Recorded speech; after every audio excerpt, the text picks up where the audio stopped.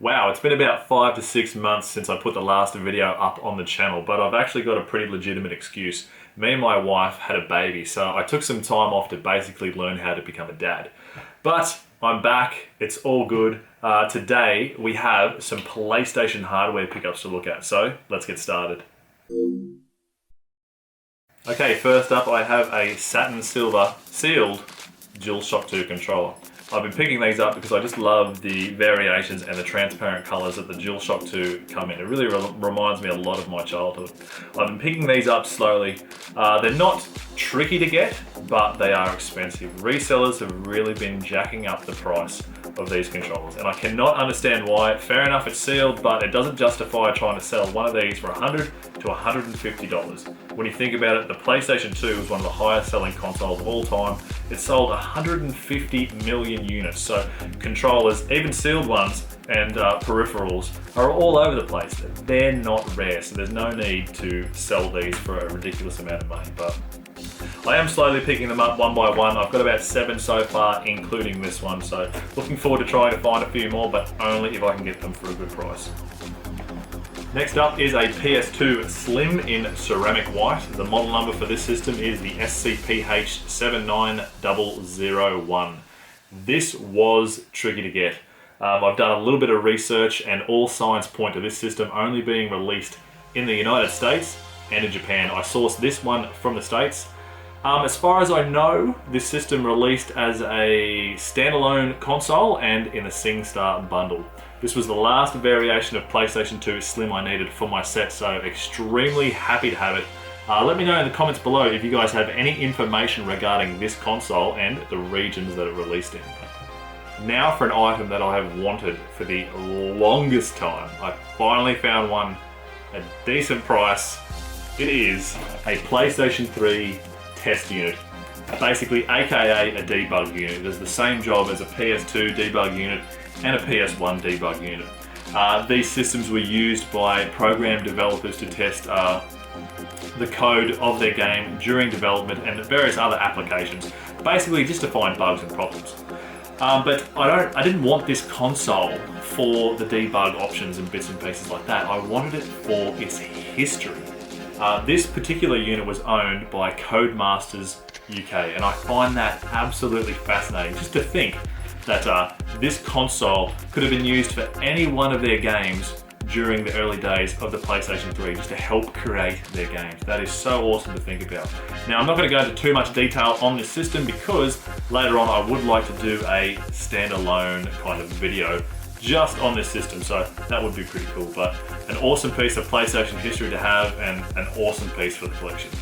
Next we have a rose-coloured PSP 2000. I found this on a trip to a local second-hand store. I just went in there looking for PlayStation 3 and maybe even hopefully some PlayStation 1 games, but I didn't find anything. So on my way out of the store, I said, you know what, I'll just check out the display case one last time. In this display case, it's mainly kind of just Nintendo stuff, Nintendo 64, 3DS, DS, but this was sitting kind of like right at the front of the case, and I didn't even notice it. I glanced through the case probably 3 times before leaving the store nearly, and I spotted it. I'm like, oh cool, it's rose-coloured PSP. I don't see those too often, but it didn't have a price on it, so I kind of asked the person in charge, hey, how much for this PSP here, kind of trying not to act too interested, because if you are interested, if it hasn't got a price on it, they'll kind of throw you a high figure. But they said, you know what, $10. And I'm thinking to myself, wow, like here in Australia, $10 for a PSP, that is giveaway price. That's crazy. So I try not to act too interested, because then in the other part of my mind I was thinking, all right, maybe this system's got a problem, maybe there's something wrong with the screen, or it doesn't come with a charger or a memory card or something like that. But I asked if I could kind of get out of the case and have a look. They were fine about that. It booted up, it had a memory card in it, it even came with a free game. It was like Outrun, and it came with all the hookups as well, so I was pretty happy. I just went up to the counter, gave them the $10, got the receipt, came with 2 months warranty, boom, new PSP for the collection, so awesome stuff. Okay, so we're already at the last item of the video. I apologise, this pickup vid has gone probably maximum 4, maybe 5 minutes, but this item, probably the best one out of everything you've seen so far. This is a 10 million model PlayStation 1 memory card. I'll just get the focus. I don't have much information for you all about this, but the info I do have was that back in 1998, Sony held a competition to help celebrate 10 million PlayStation 1 consoles sold worldwide. These competitions were held in the United States, Europe, and Asia. Now, I don't have any info on the competitions or what they were like for Asia or Europe, but the competition held in the United States was called the PlayStation Mall Tour. Basically, you would enter. If you won, you stood a chance to win a 10 million model PlayStation 1 console. That was in Midnight Blue. It's actually got a few different names for the colors if you frequent the PlayStation Age forums. Or you would get a memory card or a special edition DualShock 1 controller, which also came in the Midnight Blue, or kind of a color similar to what the Net Yaroze was, kind of like a black grey with kind of speckles through it. But for the console was limited to 100 units per region, so that's 100 for the States, 100 for Asia, 100 for Europe.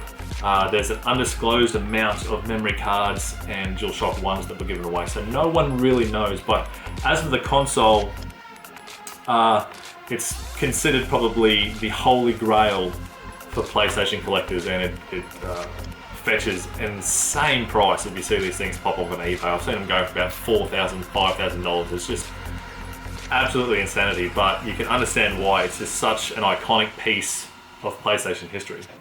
As for this memory card, I've tried to source one of these twice before. I'll tell you the story. The first time was on eBay. It was about $50, probably a little bit pricey. I wasn't too keen on it, but considering the rarity, I went for it. However, I paid the money, but the item was sold out from underneath me, and because it was also listed on another forum, the seller didn't really mention that. However, he was pretty good. He gave me my money back. The second time, I located one through Instagram. I paid the money.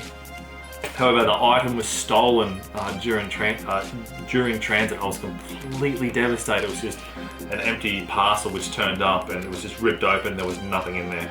But the seller was pretty good, and he also refunded me my money. The third time was the charm. I managed to source one. This is pretty cool. This is something I've always wanted just to kind of add into the collection. It's just an awesome piece of PlayStation history, so I'm really happy about it.